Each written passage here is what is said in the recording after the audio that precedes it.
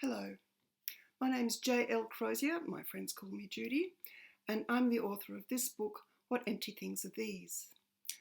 It's published by Regal House Publishing, and it's about a young woman who's about to become a widow in 1860 in London. This poses some problems for a young woman in London. What's she going to do? She doesn't want to be suffocated by her family. She needs to find some independence, but London is a very bright and also a very dark place. What is she to do? I'll read you a passage. See what you think. Chapter 11. This is set, believe it or not, in the in the sewers being built at the time by Mr. Bazalgette. This was a very big thing at the time. You can imagine, large city, no sewers. It was indeed very important. But here we go. Chapter 11. The figure up ahead broke into a trot alongside the embankment and heading, it seemed, for an entrance.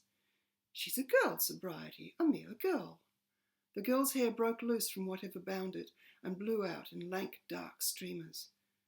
We stopped air. We stopped still. The men still discoursing were some yards behind us. We stared at the girl with her bundle, which, since we were now near enough to see, was moving. Wriggling, I thought, rather like a blue caterpillar, as well as wailing in bursts between breaths. I had a creeping realisation, my gloved hand to my mouth. This is a pauper girl heading for empty tunnels with a baby wrapped in a fashionable shawl. Those are fringes dangling there, in gold, I think. Yes, and a tassel. There was a certainty, suddenly, like the brush of a great dark wing of something very wrong. And then I felt a great lassitude, a reluctance heavy as over-thick custard to be the one to mend this problem. Surely this is nothing, I argued with myself. This signifies nothing, or somebody would have acted. This is not a circumstance, surely, that would depend on me. Surely not on me. Within my chest my heart lurched, and I felt suddenly ill with apprehension. A baby, 'tis a baby. It was a fact that could not be got around. I glanced around at the men, quite distant now, but they were laughing together, entirely heedless of what we women saw, or indeed were barely aware of us at all. One would have to be unusually forthright to attract their serious attention. It would take time. I looked back at the girl, now slowed to a stride over by the completed embankment. It was clear she knew this uneven landscape well. Perhaps she spied her doorway into one of those long, dark tunnels lined with bricks. That is not her baby, I said at last. I cannot see how this pauper girl can have a baby, or at least not one wrapped as it is. I found myself rapping my fingers against my mouth, made, oh, so nervous, testy indeed, with the opposing desires to be doing something and to be assured that nothing needed to be done. This is not right. It cannot be right. There must be something done. I knew this to be true. Sobriety, at any rate, was heeding my concern and had already started off again, walking fast and billowing out sideways as she went. Look there, she acts while I merely make conversation. At last, and it was as if pulling away from glue, I padded off after her, even while pieces of gravel jabbed at my feet through my thin soles. Mr. Brent, I called over my shoulder, but it was apparent Mr. Brent did not hear. His head was hidden behind a black-clad shoulder, his body bent forward and taut with interest as somebody's hand sketched a conversational parabola. Sobriety was moving further on, and so I must catch up. If this wind worsens, we shall turn into kites and fly up across London, petticoats and drawers and all. We might cause alarm to travellers in hot air balloons. I could not but let out a little huff, a giggle, a spurt of my own excitement, while I thought it absurd to feel so, and it did not sit well with that sick anxiety, but found it difficult to both laugh and breathe, puffed out as I was with the effort of keeping up with sobriety. My lungs were embattled from the constriction of my stays and from the unaccustomed trotting. I heard sobriety's own panting up ahead.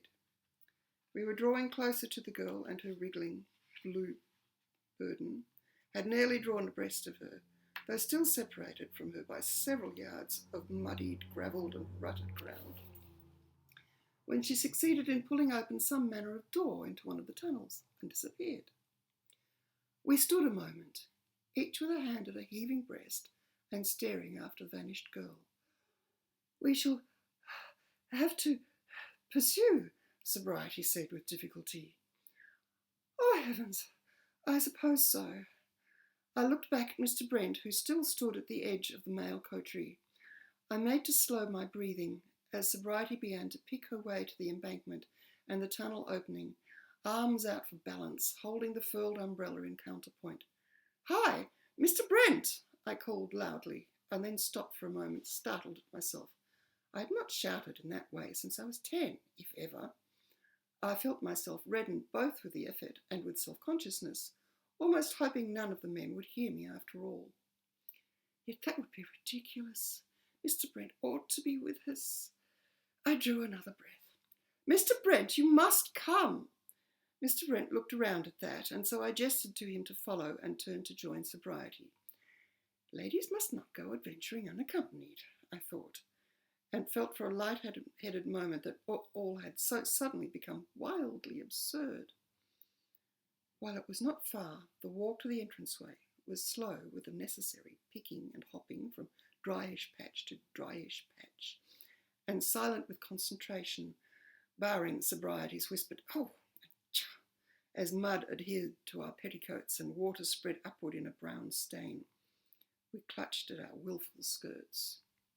We reached the small entrance to the tunnel, a heavy metal door with a large handle, which at first Sobriety tugged, and then I did, and then both of us together, grunting as we pulled. The door opened. That girl is strong, or we're weak. And oh, it's very dark in there. We peered in, veils streaming and pulling in the wind behind us, skirts and petticoats snapping like sails. Even our bonnets shifted and tugged a little, although securely tied under our chins. The entranceway was not only dark, but was itself meant for men going about their business, not for ladies in wide skirts who would have to enter sidelong, tilting our unwilling cages and partly folding them up so as to squeeze through. Sobriety, adjusting and tilting, was first to enter. She hovered a moment, turned and spoke. "There is a metal ladder here," she glanced behind herself, "but it's not too far to the bottom." I believe I was unaware for a second how my mouth hung open. "A ladder? This grows worse, minute by minute." Well, that's all you're going to get for now. I hope it encourages you to buy my book anywhere online, in either book form or on your favourite device, or from bookshops if they're open, of course. They should be able to order them for you. Thank you very much, and keep safe.